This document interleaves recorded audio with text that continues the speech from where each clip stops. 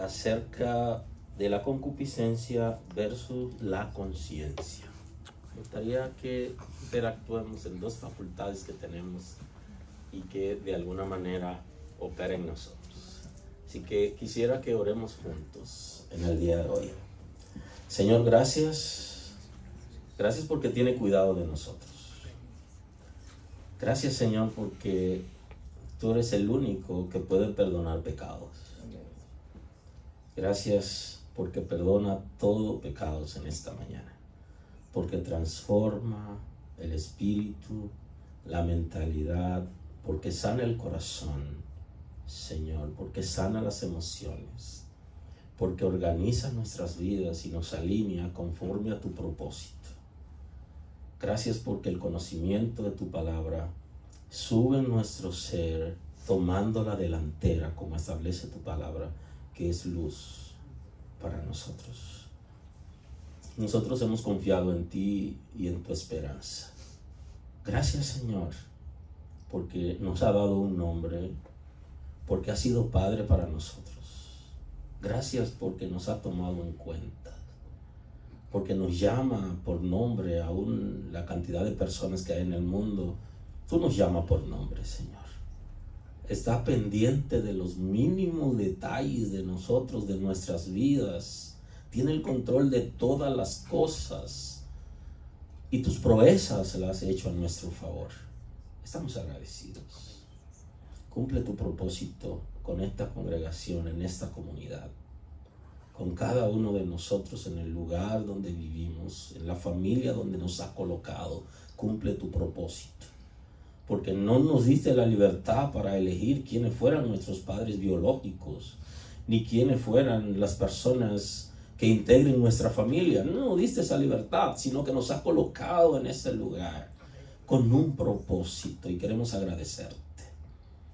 Tú eres grande, eres hacedor de proezas. Gracias por lo que haces en esta casa, porque establece tu orden, porque controla todas las cosas, porque podemos hacer las cosas conforme al diseño de tu Espíritu Santo.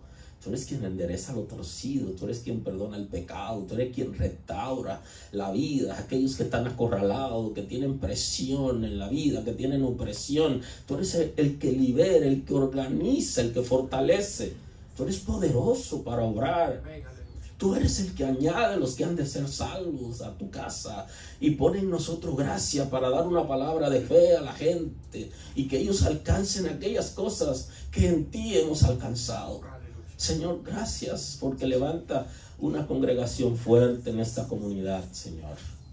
Gracias porque te glorifiquen los pastores, en su familia, en los líderes de la casa, en cada persona que asiste, en cada matrimonio. Establece tu orden, que tu gracia fluya a favor, con perdón, con reconciliación, con autoridad, con conocimiento, que tu palabra fluya libremente en nuestros corazones y nuestras vidas y que nuestras conversaciones sean conforme a tu palabra, Señor. Gracias porque lo hace. Completa tu obra. Tú sabes que hay cosas en cada uno de nosotros que tenemos delante de ti y queremos que tú la organices. Hay cosas que queremos alcanzar, que no hemos alcanzado, pero en su momento, conforme a tu diseño, tú lo haces, Señor. Abre los cielos a favor y da respuesta conforme a tu propósito para con cada uno en esta casa. Completa tu obra, completa las familias. Señor, aquellos que no te conocen, de los familiares que puedan ser alcanzados por ti, unifica la familia para gloria de tu nombre, Señor. Gracias. Gracias, Señor. Oh, produce la liberación que se requiere en el intelecto y la facilidad por tu Espíritu Santo de la revelación de tu palabra que pueda fluir y que nosotros alcancemos aquello para lo cual fuimos alcanzados. En el nombre de Jesús. Amén. Gloria a Dios. Santo tú eres Dios, poderoso eres tú, Señor. Así que hoy quiero compartir con ustedes acerca de la naturaleza concupiscente versus la conciencia. Y me gustaría compartir un texto bíblico con ustedes en la primera carta del apóstol Pablo al pastor Timoteo, en el capítulo 4. Si son amables y van conmigo a la primera carta del apóstol Pablo al pastor Timoteo en el 4:1. Tenemos la escritura en la mañana de hoy, ya mediodía. Bendito Dios, santo tú eres. Así es el texto sagrado en el nombre de Jesús. Amén.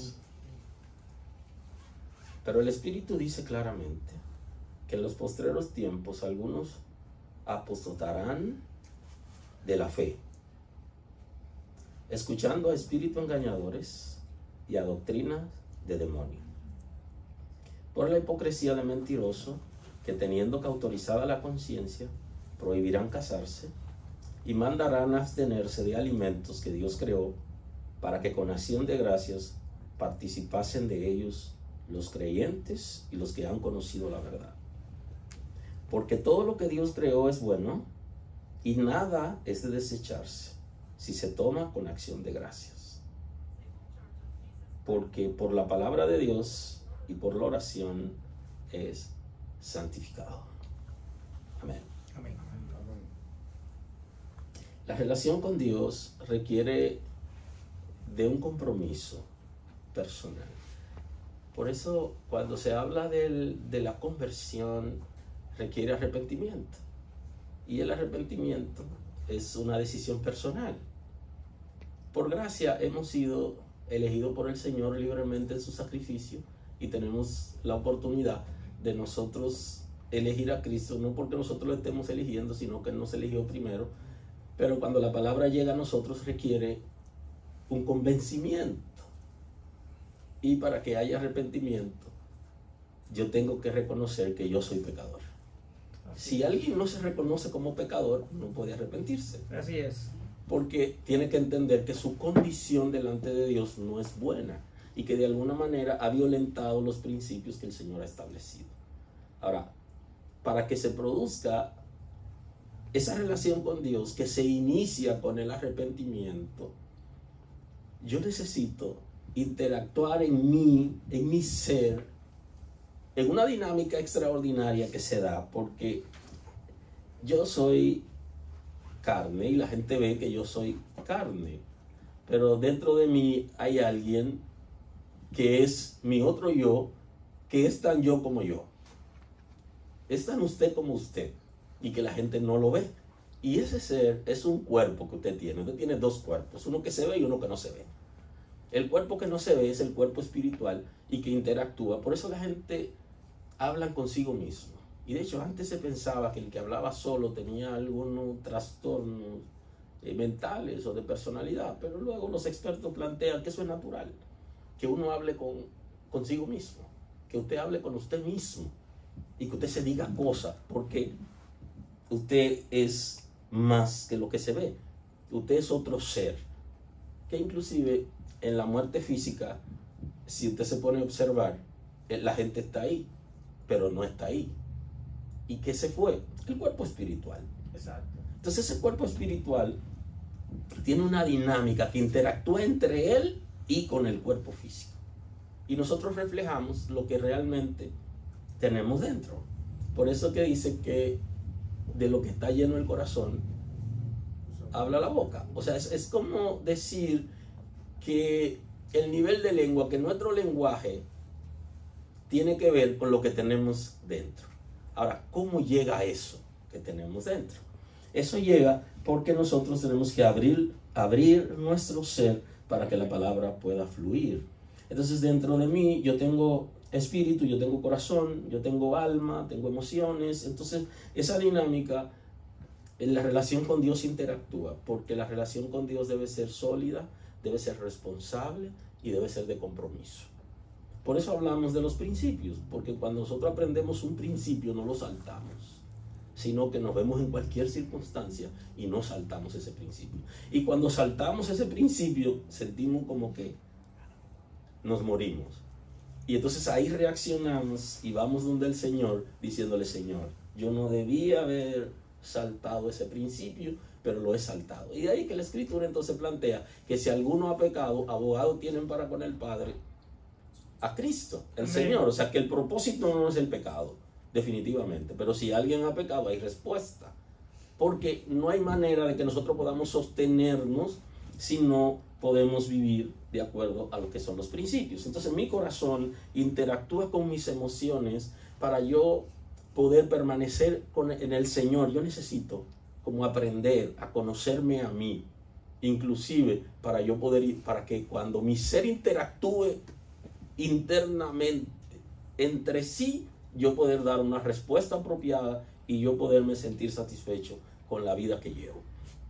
Y por eso hablamos de la naturaleza concupiscente y de la conciencia. La conciencia es una facultad que pertenece al corazón y la naturaleza concupiscente es una facultad del alma.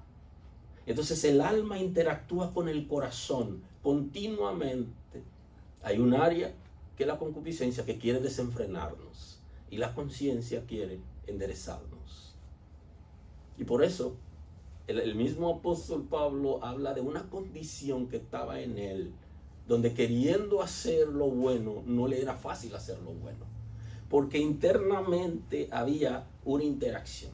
Claro, la gente también ha enseñado que el Espíritu de Dios y que los espíritus de maldad están atacando continuamente, pero yo no voy a hablarle de esa parte. Yo quiero que nos enfoquemos hoy en la parte que tiene que ver con usted. Cómo usted tiene que ser responsable de sus hechos y no tener que culpar a Satanás necesariamente, ni a Dios. Sí intervienen, pero internamente nosotros interactuamos y tenemos que aprender a ser responsables de nuestro propio comportamiento. Inclusive debemos ser responsables de nuestra propia decadencia espiritual, decadencia moral, esa falta que cometemos. Y hay cosas que en un momento como que estábamos bien, pero hay un momento como que uno siente como que no está bien, y la gente que está cerca hay que lo reconoce, como la esposa, los hijos, el esposo, los padres que están cerca dicen: pero ¿qué es lo que te está pasando? Tú no eras así. Porque hay una crisis que nosotros tenemos que aprender a administrar, a manejar como creyentes, como hijos de Dios, para podernos nosotros mantener y ser fieles. ¿Cuál es el concepto? Vamos a ver el concepto y luego entro en materia. ¿Cómo se ve la conciencia? Primero quiero hacer el ejercicio del concepto conciencia que vamos a ver hoy desde el punto de vista de la teología o desde el punto de vista de las Sagradas Escrituras. Porque desde el punto de vista de la ciencia es mucho más amplio y no es como el escenario para hablarle de la conciencia desde el punto de vista de la ciencia, que es el conocimiento que tenemos en términos generales. Ahora, desde el punto de vista de la escritura, de la teología, nosotros podemos observar la conciencia. La conciencia se ve como conocimiento del ser humano con relación a su propia existencia, de sus actos y estados. Así lo ve la ciencia, es mucho más amplio. Yo tengo conciencia de mí mismo cuando yo sé que existo y estoy consciente de los actos, de lo que yo hago. Y aquí usted puede hacer una parada y analizar. ¿Está consciente usted de lo que usted está haciendo? Sí. Ahora, ¿sabe usted que lo que está haciendo usted es correcto o incorrecto? ¿Sabe usted que eso que usted está haciendo lo aprueba Dios o no lo aprueba Dios? Es posible que alguien me ponga una camarita y me persiga. Y creo que era una dinámica de la iglesia antes. La iglesia tenía especie de gente vigilando a los hermanos. Esa era una dinámica, ¿no? Para ver en qué ha fallado y poderlo entonces como acusar públicamente de que es pecador. Y eso es natural porque la gente no ha entendido que la relación con Dios es individual. Amén. Y que cada uno tiene una relación con Dios y que va a dar su cuenta a Dios. Amén. Y que tarde o temprano las cosas se van a reflejar. Ahora, el conocimiento, la conciencia también es conocimiento responsable, es personal, porque en la medida que yo estoy consciente de mí, debo ser responsable de mis actos. Si ustedes observan, Adán quiso como soltar un poco su responsabilidad y de alguna manera culpar a Eva y a Dios. Si ustedes se leen el Génesis se van a encontrar, porque justamente cuando Adán peca, se desarrolla en él las dos facultades que estamos hablando hoy. A través del pecado original se desarrolló en Adán la naturaleza consciente y la naturaleza concupiscente. Ahora, Adán, cuando tiene la conversación con Dios, ¿qué le plantea a él? Él le dice, no, yo sé, yo lo hice mal, yo me estoy escondiendo por eso, ya tú lo sabes, claro que sí. Ahora, las cosas no son así como se ven. La mujer que tú me dices, ella me, okay, como si fuera, ella me engañó, es como si decir, yo lo hice porque ella me provocó, ella me atrajo a su red y entonces yo caí. O sea, él no asumió ninguna responsabilidad. Hoy tenemos que aprender a asumir nuestras propias responsabilidades. Y la conciencia nos lleva a eso, a ser responsable de quiénes somos nosotros y de nuestros actos. Es un conocimiento responsable, es personal. Tiene que ver con área determinada, tiene que ver con derechos, con responsabilidades, con deberes. O sea, tenemos que estar conscientes de eso. Y eso es importante. Yo tengo que estar consciente de cuáles son mis derechos y cuáles son mis deberes. Inclusive, si tengo una relación con alguien, sea de padre e hijos, o de parejas, o de hermandad, o una relación empresarial, o de asociación, yo tengo que saber, realmente tengo que estar consciente cuáles son mis responsabilidades, cuáles son mis deberes, y cuándo una relación es abusiva o cuándo no. Porque yo sé quién soy. Y yo sé cuando alguien se está pasando de los límites. Y es bueno que hasta nuestros hijos sepan eso con relación a nosotros los padres y con relación a la sociedad. También la conciencia es la facultad del corazón que dice a las personas lo que es correcto y por ende lo que es incorrecto. Porque justamente cuando se habla de Adán como inocente era porque él no tenía conciencia de lo malo, pero no quiere decir que no tenía conciencia de lo bueno. Él sí sabía lo que era lo bueno, pero él no sabía lo que era lo malo. Y usted se da cuenta de aquella cosa que es malo cuando usted sabe lo que es bueno. Usted necesita saber lo bueno y lo malo, y eso es a partir del pecado de Adán. O sea, usted necesita saber qué es lo frío, pero si usted vive en el frío todo el tiempo, usted no sabe lo que es caliente. Usted no puede desarrollar el sentido térmico, que es importante usted poder identificarlo.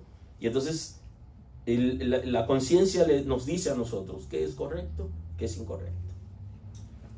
Y si lo observamos, hay un principio que es el uso apropiado del lenguaje. Y ese principio, aquí aplicándolo a la conciencia, nosotros estamos tan conscientes cuando le hablamos mal a alguien, o cuando le hablamos a una persona como no debimos haberle hablado. Mayormente a la gente que está cerca de nosotros, llámese pareja, esposo, esposa o los hijos. Sabemos como que nos remuerde la conciencia, pero los padres bloqueamos, como que ya se lo dije, y no hemos entendido que si ofendemos a la pareja o los hijos debemos como darle para atrás. Cuando la conciencia nos remuerde, nos dice, no debiste haberlo tratado así. Como abrazar al niño y decirle perdóname. Los padres nos resistimos a eso porque pensamos que es malo. No, y es saludable para usted, no solamente para el niño, no solamente para su hijo, para usted es saludable, porque usted sabe que no lo hizo bien y usted necesita estar bien. Entonces, para el hijo, ¿por qué? Porque el hijo también va a ver que papi lo ama, que mami lo ama, y que ese comportamiento en ese momento que está teniendo, que no es apropiado, porque los muchachos saben tanto de justicia que saben cuando lo están corrigiendo de manera apropiada. Y los que dan golpe, que no es un modelo apropiado para la crianza de los hijos, pero hay gente que sí lo hace. Cuando golpean al hijo, el hijo sabe, lo hice mal, pero hay un momento que dice, es injusto, papi, y están callados. Igual en la relación de parejas, como entender que hemos dicho algo que no es apropiado, la conciencia nos va a remorder, nos va a acusar, y tenemos entonces que, para poder nosotros tener salud, porque la conciencia lo que me dice es que no está bien, pero también me dice lo que está bien. Entonces, para mi propia salud de la conciencia, yo necesito admitirlo, y la mejor manera de admitirlo es decir, perdóname, porque eso me alimenta a mí. Y yo aprendo a manejarme bien con relación a mi conciencia. Porque si no manejo bien mi conciencia, comienzo a cargarme. Y ustedes me ven bien, pero estoy muy cargado, porque estoy sumando actitudes, comportamientos, palabras que no proceden. Y eso me va cargando. Y mi conciencia se va como endureciendo y ya no me responde. Por eso la relación con Dios debe ser individual. Nadie me puede salvar a mí sino Cristo. Amén. Amén. Y mi relación con Él es personal. Así es. Y lo que me está cargando, yo necesito como llevársela a Él. Porque Él, de hecho, Él me dice que traiga la carga. Entonces la conciencia está para eso, para hacerme a mí tener una relación apropiada con Dios y conmigo mismo. Porque la conciencia, cuando no, las cosas no están bien, no estoy actuando bien, ya yo no estoy bien internamente. Me genera una crisis que aunque la gente no la vea, la gente lo puede percibir porque la gente tiene el discernimiento. Pero aunque la gente no lo vea, yo estoy cargado. Tiene que ver con el estado de conocimiento de sí mismo, de su entorno, y tiene que ver con el intelecto y la razón. La conciencia trabaja con la razón y con el intelecto.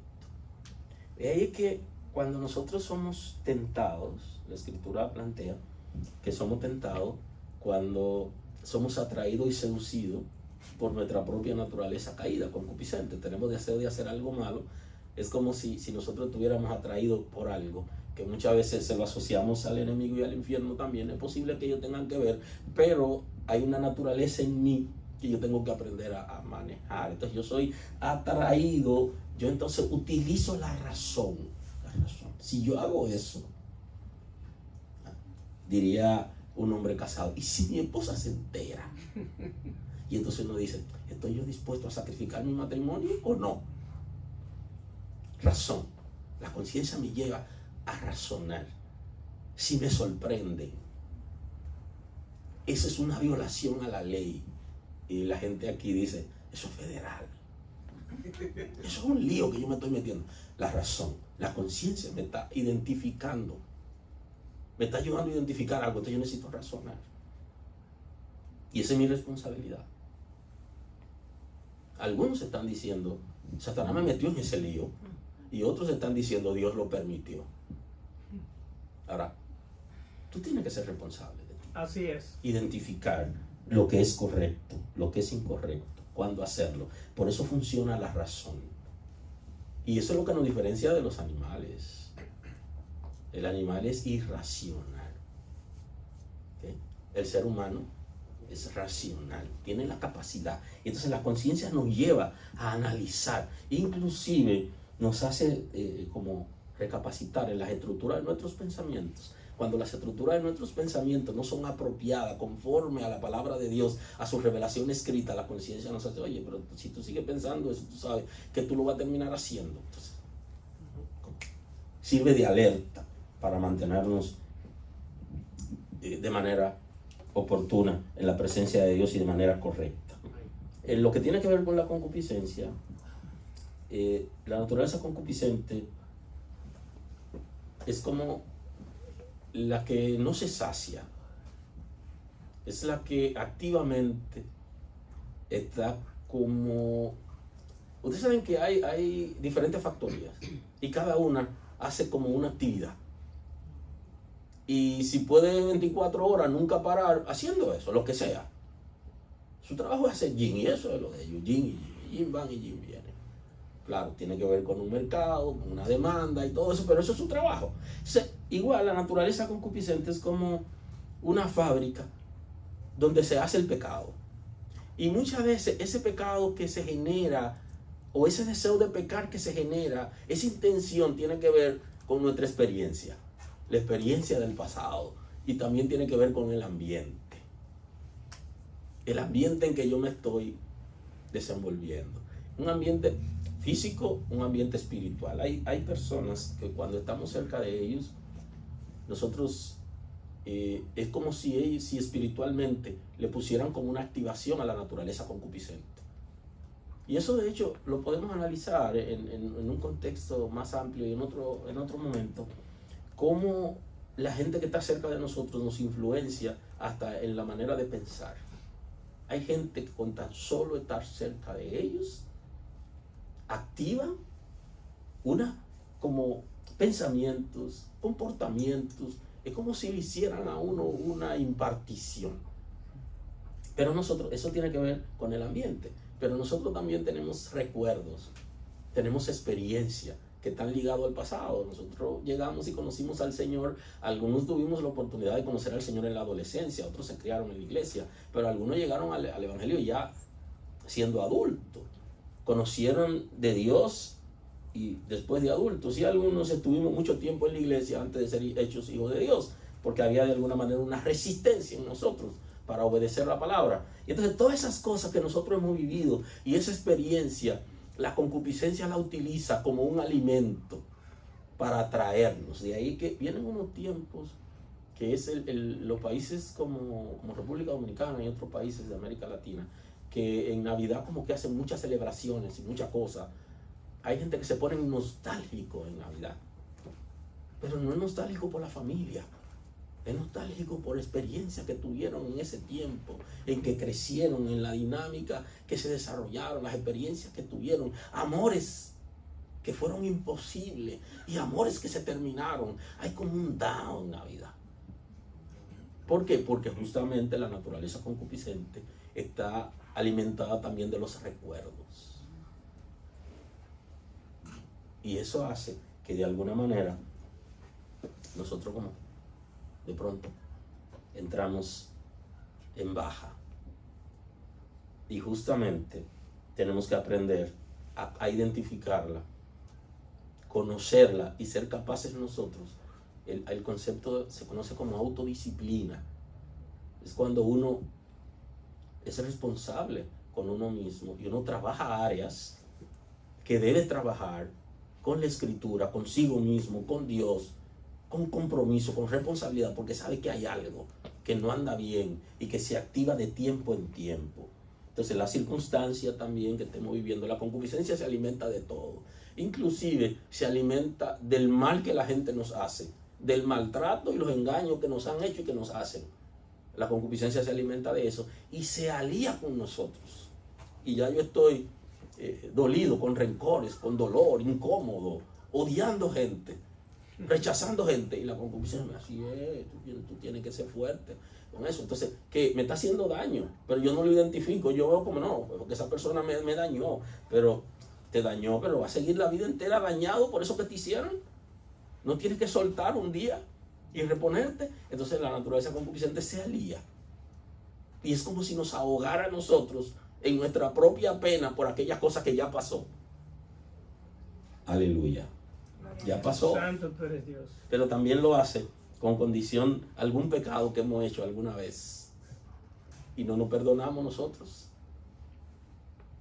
Y si el Señor me perdona, ¿por qué yo no me puedo perdonar? Así es. Y soltar y seguir hacia adelante. Amén. Como vivir una nueva etapa. Y entonces la concupiscencia se alía con todo lo malo, porque su trabajo es como una factoría que hace pecado, que me quiere envolver, que me quiere ahogar, que me quiere destruir y no me deja. Ya yo no estoy haciendo eso que hacía, pero todavía me siento inmundo en la presencia de Dios, porque mi propia concupiscencia me acusa todavía y ya el Señor me perdonó.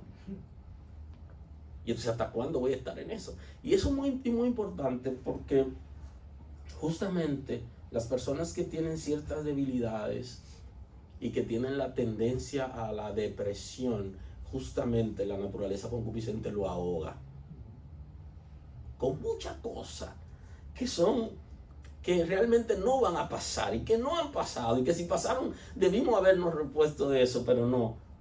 Martilla, porque el trabajo mayor lo hace en la estructura de nuestros pensamientos para mantenernos fuera de combate. Cuando uno está avergonzado, uno no rinde. Uno no deja que el Espíritu de Dios lo use. Como que no se adentre en la palabra, porque se siente como apagado.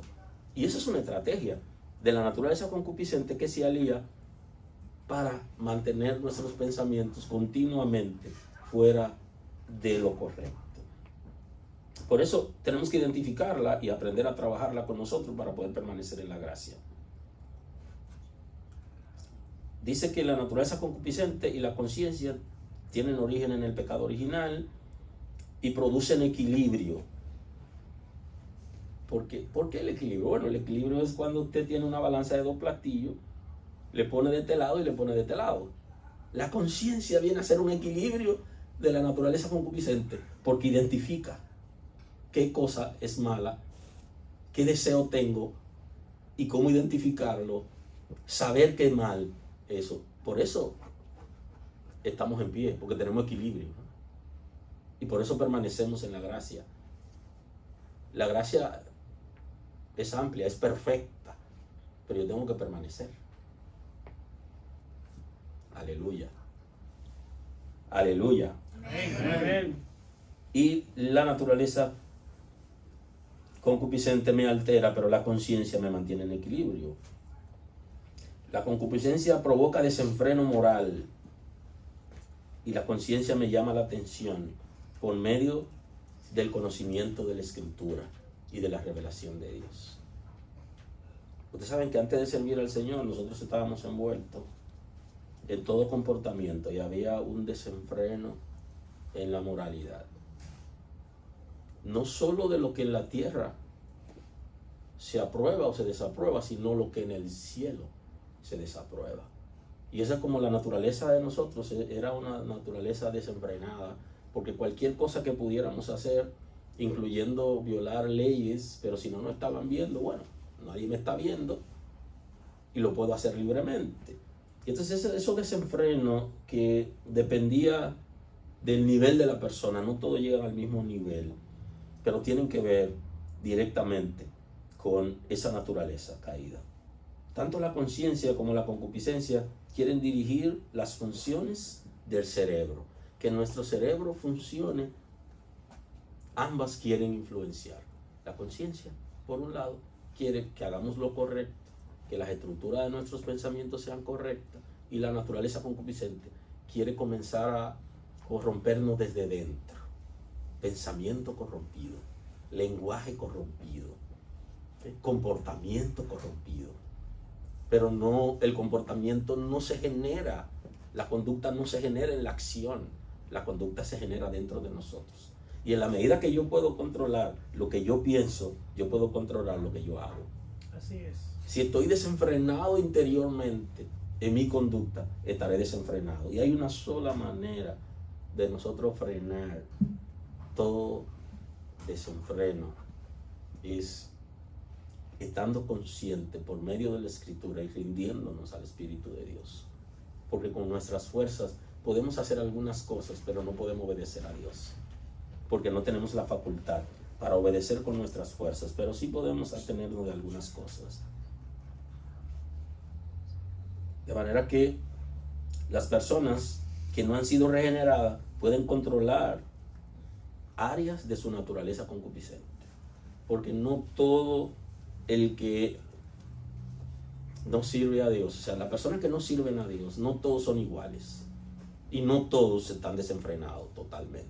Eso tenemos que entenderlo. De hecho, se ha identificado que hay personas que no sirven a Dios y tienen comportamiento mejor que algunos que están en las congregaciones. Así es. Hay que identificarlo. Ahora, una cosa es ser hijo de Dios y otra cosa es estar en la congregación. Estar en la congregación es bueno, pero el siguiente paso es ser hijo de Dios, porque no podemos pasarnos la vida entera en una casa sin llegar a ser hijo, porque al final somos juntados como los que están ahí, pero ser hijo es otra cosa. No es lo mismo ser criado en una familia que ser hijo de esa familia. Cuando se es hijo se hereda. Así es. Se recibe beneficio de hijo. Cuando solo estamos ahí participando, cuando ya el Padre no está, no hay para nadie. Por eso tenemos que llegar a ser hijo de Dios. Y para ser hijo de Dios tenemos que rendir nuestras vidas al Señor para ser transformados. Ahora, aquellas personas que no son hijos de Dios no son tan malos, es la palabra popular, sino que hacen cosas incorrectas, pero no todo al mismo nivel. Y eso es importante. Ahora, si se es hijo de Dios, entonces nosotros somos diferentes. Nuestros hijos, aun cuando algunos de ellos se apartan del Señor, ellos no necesariamente actúan como los otros, porque fueron educados en valores y fueron educados en principios. Sin embargo, no son hijos de Dios y no necesariamente son iguales que otros muchachos que no fueron criados de la misma manera. Ahora, para servir a Dios, yo no puedo hacerlo con mis fuerzas. Sí tengo que rendirme y el Espíritu de Dios va a obrar en mí, pero mis fuerzas no me dan para yo obedecer a Dios. Porque si la fuerza del ser humano le dieran para obedecer a Dios, entonces no necesitarán a Cristo. Si yo puedo hacerlo por mí mismo, ¿para qué Cristo? No necesito a Cristo. Entonces por eso lo necesitamos. Porque yo no puedo ser perdonado de pecado por mí mismo, ni por mi buen comportamiento. Yo soy perdonado de pecado porque recibo a Cristo como mi Salvador. Y porque puedo confesar mi pecado libremente cuantas veces me envuelvo en una conducta, en un comportamiento que no es apropiado. Pero por mi fuerza yo no puedo hacerlo por mí mismo. No tendría sentido el sacrificio de Cristo si nosotros pudiéramos hacerlo por nosotros. No hay manera de que yo pueda ganar el cielo por lo que yo hago, ni por mi buen comportamiento. Porque se habla de regalo de Dios, la salvación como regalo, y eso implica responsabilidades en obedecer a Dios, pero después que soy hijo, no querer obedecer normas antes de ser hijo. El paso del arrepentimiento que me lleva a la conversión me hace ser hijo de Dios, y luego entonces yo puedo libremente obedecer a Dios, porque el Espíritu de Dios está conmigo y me ayuda a doblegar la naturaleza caída. Es una obra del Espíritu de Dios. Y fíjese que nuestra gran tarea de toda la vida es una lucha interna, donde nosotros continuamente tenemos que doblegar nuestros propios deseos, nuestra propia naturaleza. Esa es nuestra primera tarea. Por eso, anteriormente, hablábamos de ser sanados para poder ayudar a sanar a otros. Porque si yo no estoy sano, ¿cómo puedo ayudar a otra gente? Yo tengo que organizar cosas en mi vida para luego poder ayudar a otros a que se organicen. Eso es importante. ¿Qué dice el apóstol Pablo cuando escribe a la iglesia de Gálatas en el 5:20? El apóstol Pablo plantea lo siguiente. Habla de idolatría, hechicería, enemistades, pleitos, celos, ira, contienda, disensiones, herejías, envidia, homicidio, borracheras, orgías y cosas semejantes a esta, acerca de las cuales os amonesto, como ya lo he dicho antes, que los que practican tales cosas no heredarán el reino de Dios. Si lo que practican, las expresiones que aparecen aquí, no heredarán el reino de Dios, y entonces usted piensa, pero alguna vez yo me vi involucrado en alguna de esas, délo por seguro. Pero cuando venimos a Cristo, somos perdonados de lo que hicimos, ¿ok? Y entonces tenemos una vida nueva. Así es. O sea, yo no lo estoy haciendo. Entonces aquí está identificando lo que permanecen en esas acciones. Cada una de esas obras que aparecen ahí son obras concupiscentes. Y él lo identifica. Y él dice, habla de idolatría, de hechicería en Gálatas 5:20, de enemistades, de pleitos, de celo, de ira, de contiendas, de disensiones, de herejías. Habla de envidias, de homicidios, de borracheras, de orgías y cosas semejantes a estas, acerca de los cuales os amonesto, como ya lo he dicho antes, que los que practican tales cosas no heredarán el reino de Dios. Está planteando que los que viven conforme a ese comportamiento que establece la Escritura no están dirigidos por el Espíritu de Dios, aunque estén dentro de la iglesia. Hay muchas expresiones ahí que son fáciles de identificar. Hay algunas que quizá no. Por ejemplo, el concepto de idolatría, que toda cosa o persona que sustituya al Señor Todopoderoso en mi mente, en mi corazón, en mi alma, en mi espíritu, para influir en una conducta de adoración. Eso es idolatría. ¿A quién yo adoro? ¿A quién yo sirvo? ¿Quién es el primero en mi vida? Si alguien ocupa el lugar de Dios en mi vida, si algo es primero en mi vida, estoy en problemas. Cuando el Espíritu de Dios nos transforma y vivimos en Él y para Él, nadie, ni la esposa, ni los hijos, ni el dinero, ni las posesiones, ni nuestros sueños, nada ocupa el lugar de Dios en nuestra vida. Amén. Y nada es un sujeto de adoración para nosotros que no sea Dios. Así es. Si algo o alguien es sujeto de adoración en mi vida, entonces yo soy un idólatra, aunque tenga 100 años en la iglesia. ¿Quién ocupa el lugar de Dios en la vida del ser humano?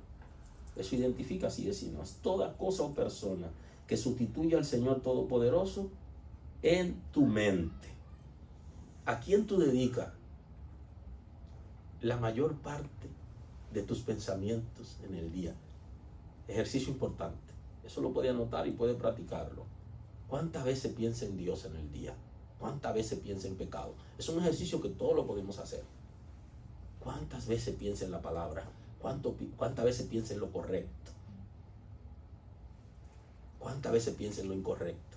Si tú eres capaz de hacer ese ejercicio en el día, no tienes que decírselo a nadie, pero tú deberías saber eso. ¿Qué tan pecador yo soy en mis pensamientos? Tú puedes darte cuenta de eso. Y ese ejercicio es individual, es personal. En una noche te sientas y dices: wow, yo pensé tantas veces en esto, tantas veces en aquello. En Dios no pensé, en la palabra no pensé, no identifiqué que lo que estaba pensando era pecado. Lo mantuve, lo retuve por tanto tiempo, ese pensamiento, y se ha repetido tantas veces en mí. Yo puedo identificar eso. Significa que en tu mente tú eres un idólatra si no está Cristo presente, porque lo que tú estás pensando no es en Dios. Hay alguien que te robó la mente. Con todo tu corazón, con toda tu mente, dice Cristo.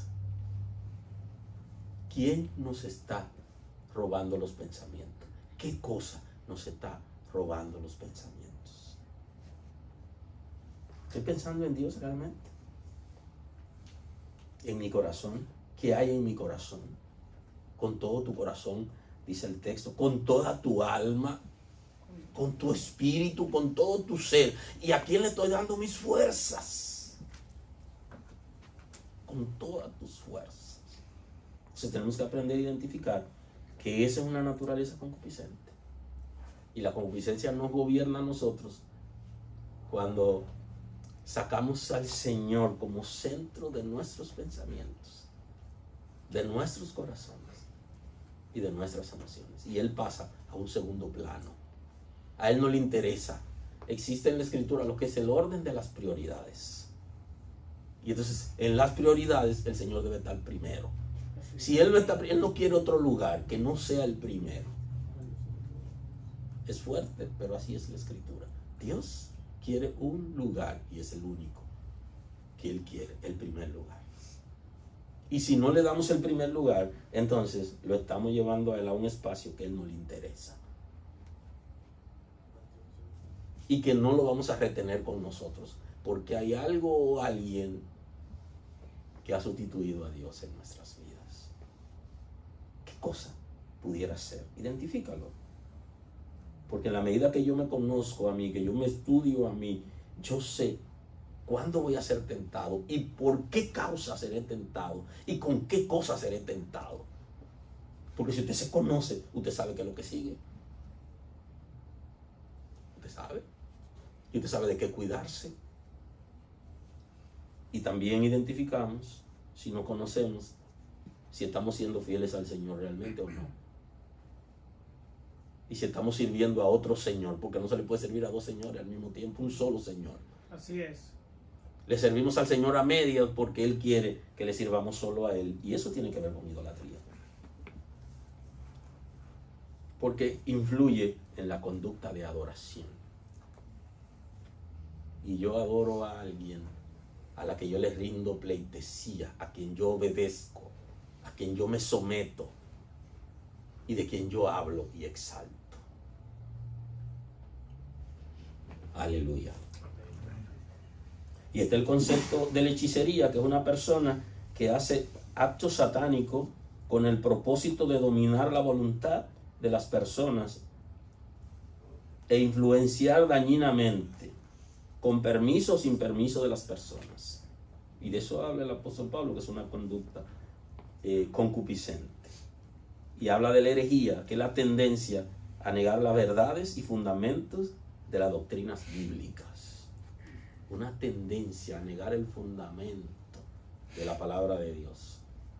Y este tiempo que estamos viviendo es un tiempo de mucha herejía. ¿Por qué? Porque la gente habla de cosas como si la Biblia lo dijera y lo enseña como si fuera de la Biblia, pero en la Biblia está, pero lo están sacando del contexto con el pretexto de recibir algún beneficio, de impedir que alguien entre o engañar a la gente haciéndole creer que van al cielo pero que no van. Y por eso es que el apóstol Pablo dice que aquí en Gálatas 5:20 que los que practican tales cosas no heredarán el reino de Dios. Dice, la pueden seguir haciendo, depende para dónde vayan, cuál es el criterio que tienen. Y esa es la pregunta que deberíamos hacerle a algunas personas cuando intentan involucrarnos a nosotros en algo incorrecto. Pero realmente, ¿tú estás pensando en ir al cielo? Tú sabes que si yo me involucro en lo que tú me estás diciendo, entonces yo no soy hijo de Dios, porque un hijo de Dios no hace eso. Así es. Además, ¿cuál es el propósito mío aquí? O sea, ¿por qué estoy aquí? Si yo quiero ir al cielo, entonces las cosas van a cambiar. Así es. Y él la identifica. Son la gente, aquí menciona las enemistades, hay gente que le gusta estar en enemistades, que generan pleitos, que son celos, ira, contienda, disensiones, envidias, homicidios, borracheras, orgías. Viven todavía como si no conocieran al Señor, aunque aparentemente conocen al Señor y aparentemente le sirven. Y con relación al tema, el apóstol Pablo, cuando escribe al pastor Timoteo, él le habla acerca de ese comportamiento. Pero el Espíritu dice claramente que en los postreros tiempos algunos apostatarán de la fe. Ser apóstata es ser hereje, que es el concepto que aparece aquí. Un hereje, una persona que se hace pasar por, pero que no es.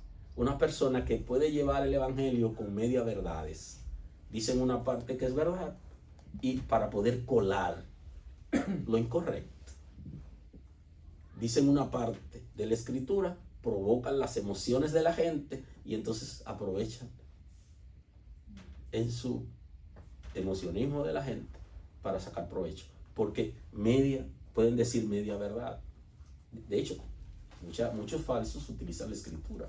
Así es. Entonces lo utilizan a medias. Y entonces él está diciendo, el Espíritu le está hablando claro.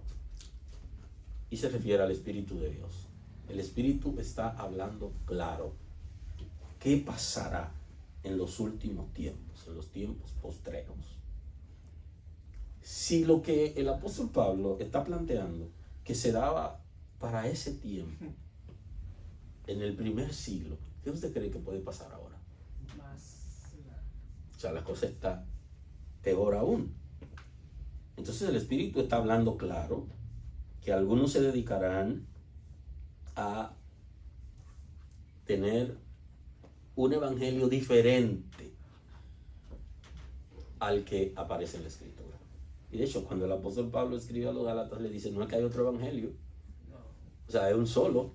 Lo que pasa es que hay un evangelio creado que la gente ha diseñado que no es el bíblico. Y que es el que de alguna manera favorece a las personas en momento determinado, en circunstancias. Y le dice que ni siquiera un ángel del cielo deberían recibirlo si lo que trae no es demostrable con la escritura. Porque nadie está autorizado a tener otro evangelio. Y ese es el concepto de apostatar la fe. Dice que escuchan a espíritus engañadores y a doctrina de demonios. Esa es una tendencia en los últimos años en que los hijos de Dios de alguna manera en las congregaciones no se sienten satisfechos con lo que están recibiendo y no están en capacidad muchas veces de saber qué están escuchando y a quién están siguiendo. Es como una necesidad, como una comezón que tiene la gente y siguen conceptos que son contrarios a la Escritura, que le generan inclusive confusión con relación a Dios y a la vida de fe, pero lo siguen porque le están enseñando cosas que aparentemente son como agradables. Y entonces le dice que la hipocresía de mentiroso, le dice, que son mentirosos, que es el concepto de ser hipócrita, el que tiene una vida y quiere aparentar otra vida diferente. El Señor, cuando habla de los hipócritas, le dice que como visiblemente tienen un comportamiento, es el concepto de apariencia de piedad, solo de apariencia, lo que se ve. Ese es el hipócrita, el mentiroso. Y el apóstol Pablo es capaz de llamar a predicadores de esta manera. Y te dice, wow, sí. Y dice, el Espíritu lo dice claramente, que habrá gente que tendrán deseo de escuchar a personas que se han salido de los principios bíblicos, que no enseñan la verdad, que son engañadores, que disfrazan la palabra y la fe y que son doctrina engendrada en el infierno, que no son doctrinas bíblicas. Y entonces hay una pregunta: ¿somos nosotros los únicos que tenemos la verdad? No es así. Dios es universal y Dios no puede ser contenido en una iglesia local. Así es. Ni puede ser contenido en el corazón de un hombre. No, Dios está ahí, pero nadie lo puede retener. Dios no lo podemos apresar ni hacer a Dios de nosotros solo. No es así. Pero usted tiene que tener la capacidad para identificar quién es verdadero y quién es mentiroso. Así es. Porque no vamos a crear una secta. No, el Señor es universal, no particular. Y no solamente está con nosotros, está con sus hijos en el mundo entero. Así es. Amén. Ni somos los únicos ni los mejores. Pero usted tiene que tener capacidad para identificar quién es verdadero y quién es falso. Así es. Y de eso se trata. Lo identifica. Cuando usted esté en capacidad de identificar quiénes son engañadores y tienen doctrina de demonio, entonces usted puede decir que usted es un creyente maduro. Que cuando usted escucha, usted puede como percibir lo que está diciendo, lo que quiere decir detrás de lo que anda. Porque sutilmente dicen media verdad y en la otra parte meten lo que quieren meter. Cuando nosotros maduramos, estamos en capacidad de establecer diferencias. ¿Qué es bueno? ¿Qué es malo? Y eso es conciencia. ¿Qué palabra es correcta? ¿Qué palabra es incorrecta? ¿A quién estoy escuchando?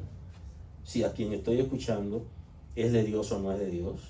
Dice que hay un concepto aquí que tienen que prestar atención, teniendo cauterizada la conciencia, dice. Porque la conciencia se vuelve sensible cuando nos habla y nosotros obedecemos. Pero cuando la gente es mala, cuando la gente lo que está haciendo, está consciente que lo está haciendo mal, pero no quiere que la gente sea salvo ni lo quiere ayudar, sino que quiere pervertir a la gente, entonces la conciencia se le ha ido endureciendo. Es como cuando se petrifica la conciencia. O sea que ya son maestros, son predicadores, tienen rango, pero tienen la conciencia cauterizada porque ellos no son sensibles a la voz de Dios, ni obedecen la palabra. Entonces tenemos que aprender a identificarlo. Dice que prohibirán casarse y mandarán a abstenerse de alimentos que Dios creó para que con acción de gracia participen los creyentes. Es interesante, el apóstol Pablo, dentro de todas las cosas que hacen, que mientras yo estoy hablando aquí, usted conoce gente que hace muchas cosas y que tiene muchísimas estrategias para conseguir cosas. Ahora, el apóstol Pablo aquí identifica claramente, y es que algunos prohibirán casarse, que es una conducta de iglesias particulares, que dicen que casarse es pecado. Sin embargo, no es pecado, porque si Dios creó a Adán Y luego le creó a Eva cómo es que es pecado casarse. Exacto. Es al revés. El texto sagrado dice, para que se estén quemando, mejor cásense. Cásese. Y entonces se involucran con pecados sexuales en secreto, pero no se quieren casar. De eso se trata. Y lo está identificando. Y dice que tienen la conciencia cauterizada. Se han endurecido. Saben lo correcto, pero no enseñan la verdad. Porque tienen un propósito. Y el propósito es confundir a la gente. Y aquí viene que prohíbe muchísimas cosas. Dentro de esas cosas está atenerse de alimentos que Dios creó para que la gente pueda ingerirlo o comerlo. Ya saben que hay una dinámica de salud donde algunas personas por asunto de salud no comen una cosa, pero no podemos decirle a la gente que si comen eso es pecado. No. Sí, yo no lo como, pero por asunto de salud, pero si usted se lo come, usted no está en pecado porque usted se coma eso. Tenemos que estar claros de eso. Y si el médico le prohibió algo, no se lo coma. Y si usted tiene fe y usted se lo comió, el hecho de que usted se muera antes de tiempo no significa que usted no tiene fe. Sí, porque si el médico le dice que hay algo que usted le hace daño y usted se lo come escondida, que usted se está haciendo daño, usted se está adelantando y entonces eso es otra cosa. Pero no quiere decir que si otra gente se lo come sea malo para la otra gente. No, cada uno disfrute. Y ahí también hay religiones que prohíben cosas. Que no coma esto, que no coma aquello. Y el apóstol Pablo lo está identificando, que en ese tiempo se daba eso. Imagínese ahora. Entonces usted que tiene conocimiento de la palabra y que se ha asociado con alguna gente, usted se va a encontrar. Lo que yo estoy diciendo ya usted lo ha visto en praxis. Sin embargo, no enseñan otras cosas que son básicas. Entonces, tienen la conciencia, se le ha petrificado. Y eso mismo le puede pasar a usted, me puede pasar a mí. Si la conciencia mía se vuelve dura, yo voy a hacer cosas que son incorrectas y voy a estar normal como si lo que estoy haciendo es bien. Eso es peligroso. Por eso tenemos que bloquear la naturaleza concupiscente y activar la conciencia para que siga siendo sensible y cuando haga algo incorrecto que me llame la atención. Y si yo no le hago caso, la voy endureciendo. Si yo le hago caso, entonces ella sigue sensible. No calle la voz de la conciencia. Déjala activa y reacciona de manera positiva cuando te llama o de manera negativa, dependiendo del diseño que te esté dando en ese momento. Dice que Dios creó y que deben ser tomados, los santos deberían tomarlo, los creyentes, en acción de gracia. Los hijos de Dios debemos dar gracias por lo que estamos recibiendo y por lo que vamos a comer. Y es solo eso. Y que disfrute cada uno lo que entienda del lugar. Porque todo lo que Dios creó es bueno, Dios lo creó bueno, y por la oración es santificado. Dice el apóstol Pablo cuando escribe a los Romanos en el 9:1, ya voy a concluir en el día de hoy, que tengo ya un poquito de tiempo con ustedes. Dice, verdad digo, en Cristo no miento, y mi conciencia da testimonio en mi Espíritu Santo. Porque hay una liga interesante ahí, donde el Espíritu de Dios habla a través de la conciencia. Una cosa es la conciencia, una cosa es el espíritu humano y otra cosa es el Espíritu Santo. Pero el Espíritu Santo trabaja en mi espíritu, trabaja en mi corazón, en el área de la conciencia. O sea que cuando yo identifico que que hice algo incorrecto, o que tengo la posibilidad de hacer algo y lo razono, lo analizo, el Espíritu de Dios interviene para que yo haga lo que es correcto. Porque alimenta la conciencia. Está pendiente de mi conciencia. Pero una cosa es mi conciencia y otra cosa es el Espíritu Santo. Ahora el apóstol Pablo está planteando que él se sentía satisfecho justamente porque el Espíritu Santo le estaba diciendo qué cosa era correcto e incorrecto y cómo andaba en términos de su conciencia. Y quiero cerrar ya con la escritura, para concluir y cerrando hoy en Tito, la carta del apóstol Pablo al pastor Tito, en el capítulo 1, versículo 15, él dice: todas las cosas son puras para los puros, mas para los corrompidos e incrédulos nada les es puro. El apóstol Pablo está identificando que hay gente que su trabajo es juzgar todo lo que hacen los otros, porque están corrompidos. Y si lo analizamos desde el punto de vista de la proyección, cuando usted se mira en un espejo, usted ve en ese espejo su imagen, porque hay una proyección. Cuando usted ve a algún hermano, alguna hermana, usted proyecta su pecado en esa hermana o en ese hermano, y usted cree que él es tan pecador como usted. Fíjese qué interesante. Ahora, cuando usted es una persona pura, usted nunca cree que la demás gente son impuros hasta que usted vea alguna acción. Si yo no lo he visto pecando, ¿por qué yo tengo que creer que usted es un pecador?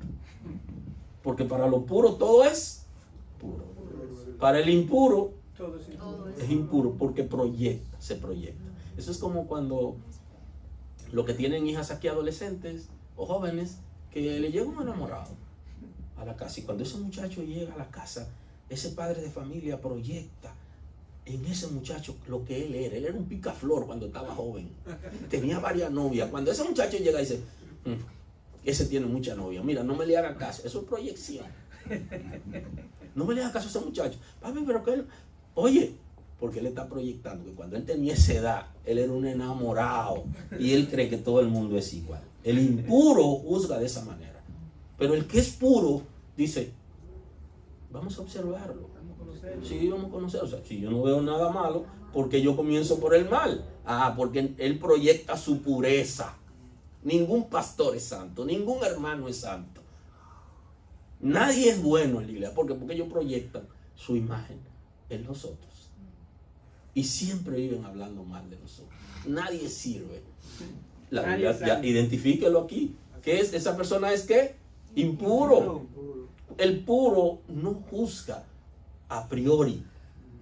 Es un concepto filosófico. Hacer un juicio a priori es sin conocer la gente. Cuando usted tiene primero que conocer para saber decir. El impuro termina: no, ese no sirve. ¿Tú vas a creer? No, o sea, porque es impuro. El que es puro necesita ver la verdad de la gente. No comienza rechazando a la gente, sino aceptándolo. Y si tiene algo incorrecto, lo confronta y le dice: pues tú puedes tener un momento, una conversación. Mira, yo vi esto y esto y esto. Porque el puro cree que la otra gente va a cambiar. Cree que va a cambiar. Porque es puro. Ahora, el impuro no te ha interesado tampoco que nadie cambie. Pues hasta su mente y su conciencia están corrompidos. Están corrompidos sus pensamientos. Es corrupto de pensamiento. Y su conciencia está corrompida porque no hace lo correcto que le ha dicho su corazón. Así lo menciona la escritura. Bueno, esto se estaba poniendo bueno, pero tengo que terminar. Están corrompidos, profesan conocer a Dios, escuche eso, pero con los hechos lo niegan. Profesan conocer a Dios, pero no aceptan a nadie. No se acercan a nadie. No creen que nadie es. Solo lo dicen de labios. Entonces ahí está la escritura: de labio me honran, pero su corazón está lejos de mí. Lejos de mí, porque el corazón no sirve a Dios, solamente de labios. ¿Y es malo honrar de labio? No, eso es bueno, pero también hay que ser correcto.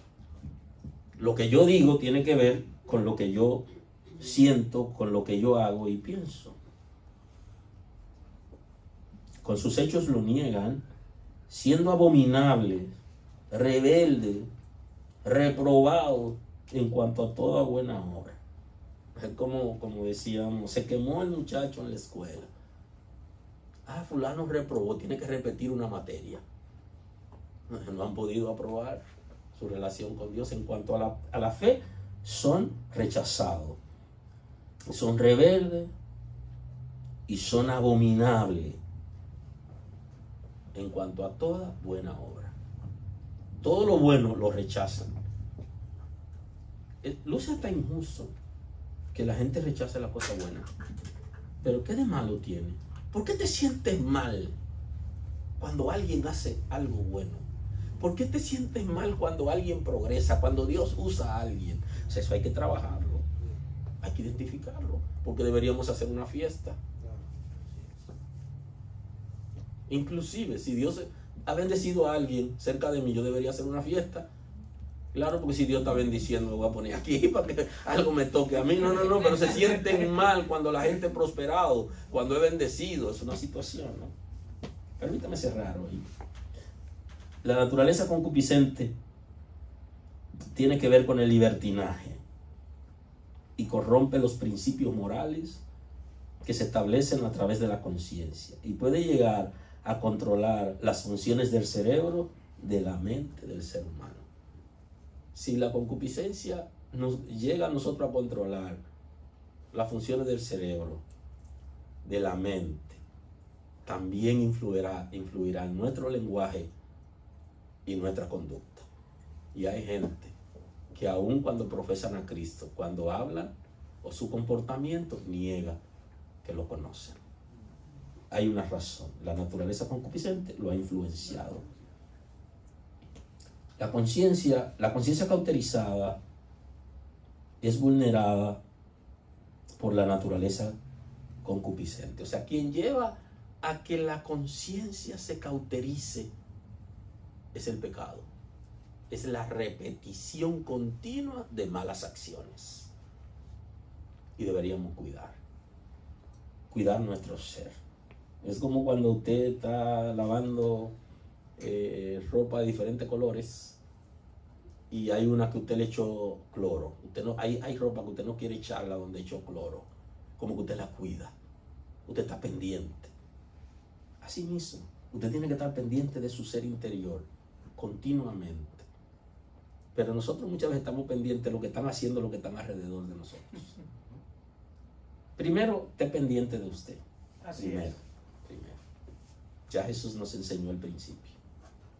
Primero saco la viga que está en mi ojo y luego podré ayudar a mi hermano que tiene una simple paja en el ojo. Fíjese qué cosa. ¿Ve la diferencia de la pureza? Lo que yo tengo es una viga y lo que el hermano tiene es sencillo. Pero ¿cómo puedo ayudar a sacar eso sencillo que el hermano tiene en el ojo si yo no puedo ni ver? Primero quito lo que tengo y luego podré ayudarlo. Así es. Y no significa que seamos ciegos y que no veamos el comportamiento de los otros, pero seamos más vigilantes de nosotros. Así es. Para enderezar áreas que necesitamos enderezar y luego poder ayudar a la gente. Amén. No dejen de ayudar a la gente, porque el evangelio no está centrado en nosotros, en el ego de nosotros.